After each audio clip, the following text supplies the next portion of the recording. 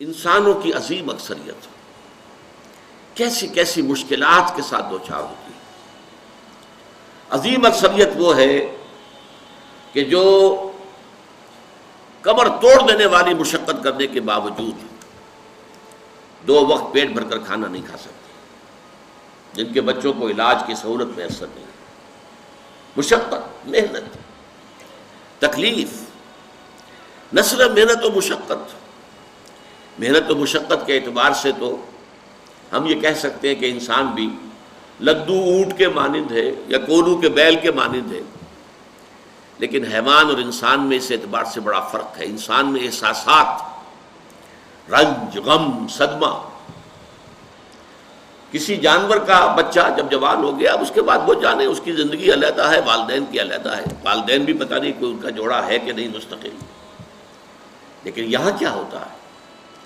یہاں جس اولاد کو پالا پوسا، جنہیں اپنے جگر کے ٹکڑا سمجھ کر اور اپنا پیٹ کاٹ کر جن کو پالا ہے، اگر وہی بیٹا جوان ہو کر سینہ تان کر بات کرتا ہے، یا جیسا کہ آپ سنتے ہیں باپ پر ہاتھ اٹھا لیا ہے، ماں کو مار دیا ہے، قتل کر دیا ہے، جو صدمہ اس وقت انسان کو ہوتا ہے کیا کسی حیوان کو ہوتا ہے؟ یہ صدمات، یہ رنج و غم، قرآن مجید میں ایک پوری سورہ مبارکہ ہے اسی پر، جس کا مرکزی مضمون یہی ہے، لا اقسم بہذا البلد وانت حل بہذا البلد ووالد وما ولد لقد خلقنا الانسان فی کبد۔ میں جو ابتدائی قسمیں ہیں ان کو اس وقت تشریح نہیں کروں گا، اس لیے کہ وہ ہمارا اس وقت کا موضوع نہیں ہے۔ جس چیز پر قسمیں کھائیں اللہ نے 3، لا اقسم بہذا البلد وانت حل بہذا البلد ووالد وما ولد، 3 قسمیں کھا کر بات کیا کہی؟ ہم نے انسان کو محنت اور مشقت ہی میں پیدا کیا ہے۔ محنت اور مشقت ہر انسان کا مقدر ہے۔ عام طور پر سمجھا یہ جاتا ہے کہ غریب لوگوں کے لیے یہ معاملہ ہے، نہیں، اصل میں محنت اور مشقت کی شکلیں مختلف ہیں۔ کوئی شخص دفتر میں بیٹھا ہوا مشقت کر رہا ہے، کسی کی ذہنی مشقت زیادہ ہے، کسی کی جسمانی مشقت زیادہ ہے۔ یہ جسمانی مشقت والا جو ہے تھک ہار کر رات کو سوتا ہے تو صبح کی خبر لائے گا، وہ پوری طرح ٹانگیں پھیلا کر سوتا ہے۔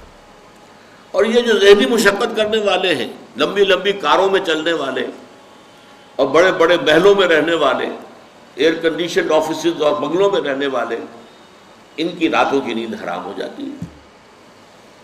ان کو جو مسائل درپیش ہوتے ہیں، انہیں جو صدمے ہوتے ہیں، انہیں جو فرسٹریشنز ہوتی ہیں، یہ نقصان ہو گیا ہے، یہ معاملہ ہو گیا ہے، فلاں نے یہ کر دیا ہے، فلاں پرابلم پیدا ہو گیا ہے، یہ ساری چیزیں جو ہیں یہ اس غریب مزدور کے لیے نہیں ہوتی۔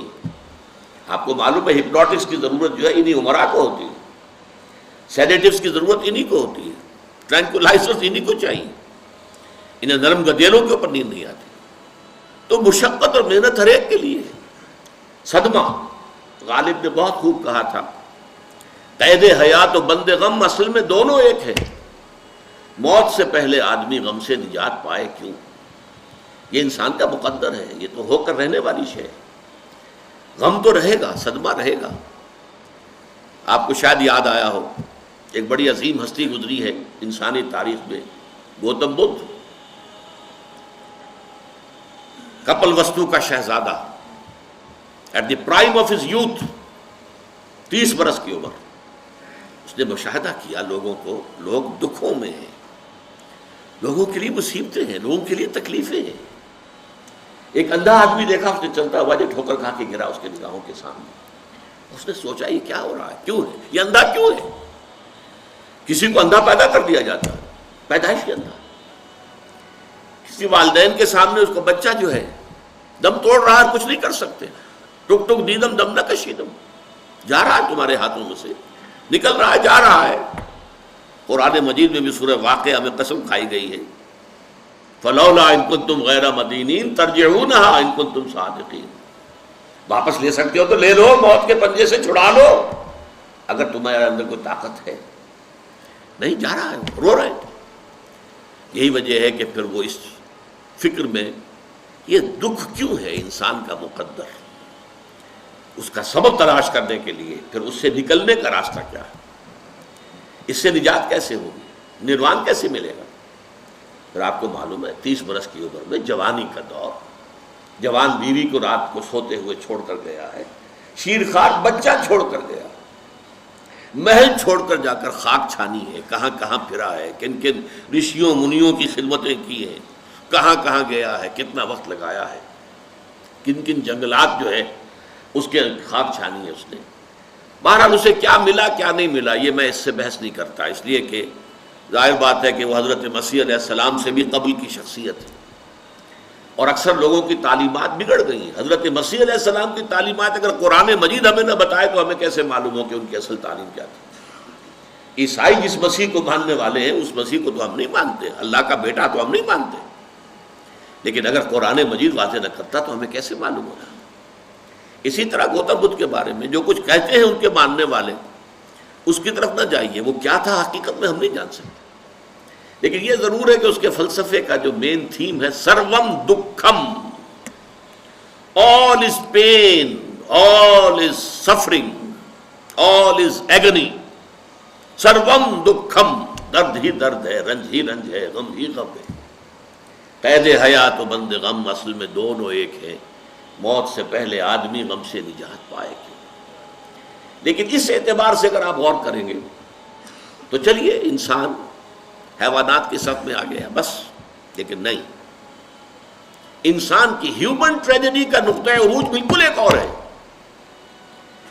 مرنے کے بعد پھر اٹھایا جائے گا، پھر جواب طلبی ہوگی، کیا کرتے رہے زندگی بھر؟ تم نے حقیقت کو پہچاننے کی کوشش کی؟ تم نے حق پر چلنے کی کوشش کی؟ یا تم نے ظلم کیے، زیادتیاں کی، ناانصافیاں کی؟ آؤ حساب دو۔ حیوان سے یہ محاسبہ نہیں ہے، نباتات اور حیوانات اس سے بری ہے، انسان ہے۔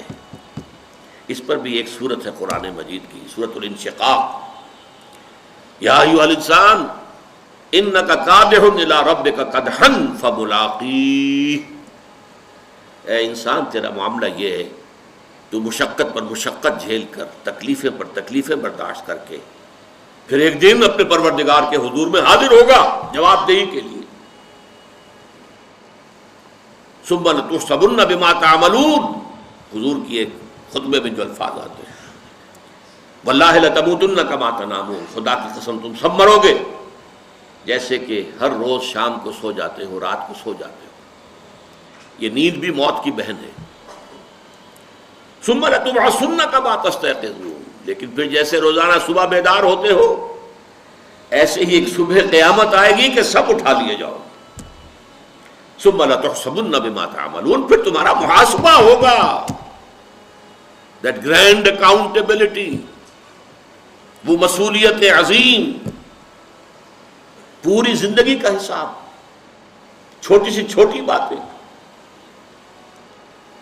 وَمَنْ يَعْمَلْ مِثْقَالَ ذَرَّةٍ خَيْرًا يَرَهُ وَمَنْ يَعْمَلْ مِثْقَالَ ذَرَّةٍ شَرًّا يَرَهُ، ذرے کی ہم وزن نیکی ہوگی وہ بھی سامنے پاؤ گے، اور ذرے کے ہم وزن بدی ہوگی وہ بھی سامنے پاؤ گے۔ انسان چیخ اٹھے گا، مَا لِهَذَا الْكِتَابِ، یہ اعمال نامہ کیسا ہے، لَا يُغَادِرُ صَغِيرَةً وَلَا كَبِيرَةً إِلَّا أَحْصَاهَا، اس نے تو نہ چھوٹی چیزیں چھوڑی ہیں نہ بڑی چیزیں چھوڑی ہیں، تمام کا احاطہ کر لیا ہے۔